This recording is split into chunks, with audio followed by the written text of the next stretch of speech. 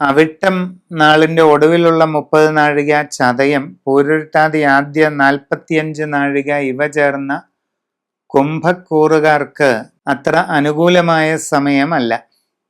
വ്യാഴം 6-ലാണ് സഞ്ചാരം, ശനി 2-ലും. മനസ്സിൽ ഉദ്ദേശിക്കുന്ന പോലെ കാര്യങ്ങൾ അനുകൂലമാകണമെന്നില്ല.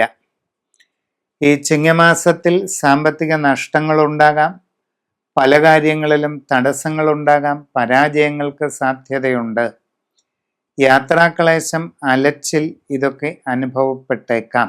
പുതിയ ജോലിക്ക് ശ്രമിച്ചുകൊണ്ടിരിക്കുന്നവർക്ക് ഒരല്പം കാലതാമസം വരാൻ ഇടയുണ്ട്. ശ്രദ്ധ വേണം, പരിശ്രമം തുടരുക. വിദേശ രാജ്യങ്ങളിൽ ജോലിക്ക് പോകാൻ ശ്രമിക്കുന്നവരും തടസ്സങ്ങൾ അനുഭവപ്പെട്ടാലും പരിശ്രമം തുടരണം. എന്നാൽ അങ്ങനെയുള്ള ശ്രമങ്ങളിൽ സാമ്പത്തിക നഷ്ടം ഒഴിവാക്കാൻ പ്രത്യേകം ശ്രദ്ധിക്കുക. കച്ചവടക്കാർക്ക് നഷ്ടങ്ങൾ അനുഭവപ്പെടാവുന്ന ഒരു സമയമാണ്.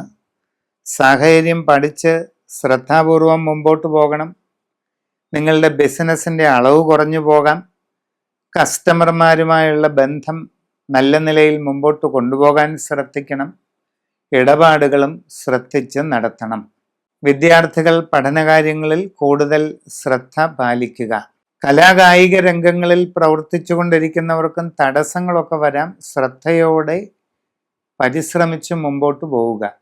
വിവിധ മേഖലകളിൽ സ്വന്തമായി തൊഴിലുകൾ ചെയ്യുന്നവർക്ക് പരാജയ സാധ്യതയുണ്ട്. സാമ്പത്തിക നഷ്ടങ്ങൾ അനുഭവപ്പെടാം. പലതരത്തിലുള്ള ക്ലേശ സാധ്യത കാണുന്നുണ്ട്. സാഹചര്യങ്ങൾ ശ്രദ്ധിച്ചു മനസ്സിലാക്കി മുമ്പോട്ട് പോയാൽ പ്രയാസങ്ങളെ ഒരു പരിധിവരെ കുറയ്ക്കാനാകും. അപ്രതീക്ഷിതമായ മനക്ലേശങ്ങളോ വിഷമതകളോ ഉണ്ടാകാം. മനസ്സിൻ്റെ പിരിമുറുക്കമോ ടെൻഷനോ കുറയ്ക്കുന്നതിന് യോഗ, ധ്യാനം തുടങ്ങിയവ പരിശീലിക്കുന്നത് നിങ്ങൾക്ക് ഈ സന്ദർഭത്തിൽ ഗുണകരമായിരിക്കും. സംഭാഷണത്തിൽ നല്ലതുപോലെ കരുതലും മിതത്വവും ശീലിക്കേണ്ടത് ആവശ്യമാണ്.